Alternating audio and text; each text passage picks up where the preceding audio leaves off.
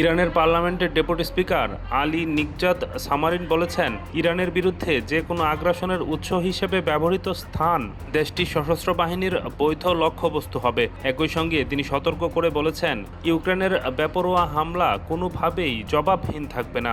আমরা অবশ্যই কাস্পিয়ান সাগরে ইরানি বাণিজ্যিক জাহাজে হামলার সমুচিত জবাব দেব।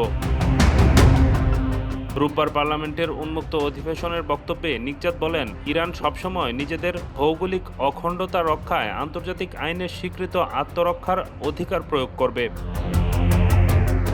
এর আগে ইরানের পররাষ্ট্র মন্ত্রণালয় কাস্পিয়ান সাগরে একটি ইরানি বাণিজ্যিক জাহাজে ইউক্রেনের হামলার অভিযোগ তোলে। তেহরানের দাবি, এই হামলায় একজন নাবিক নিহত এবং আরেকজন আহত হয়েছে। নিকজাত বলেন, যুক্তরাষ্ট্র বর্তমানে হরমুজ প্রণালীতে একটি কঠিন পরিস্থিতির মুখোমুখি এবং যুদ্ধের আগের নিরাপত্তা ব্যবস্থা আর ফিরে আসবে না। ওই প্রতিশ্রুতি এবং ইতিহাসের ধারাবাহিকতা অনুযায়ী মহান ইরানি জাতির বিজয় সন্নিকটে। মার্কিন প্রেসিডেন্টকে উদ্দেশ্য করে নিকজাত বলেন, আরও বড় পরাজয়ের মুখে পড়ার আগে যুক্তরাষ্ট্রের উচিত অঞ্চল ছেড়ে যাওয়া। তিনি সতর্ক করেন, যুক্তরাষ্ট্র বা ইসরায়েল কোনো ধরনের দুঃসাহসিক পদক্ষেপ নিলে ইরানের সশস্ত্র বাহিনী কঠোর জবাব দিতে প্রস্তুত।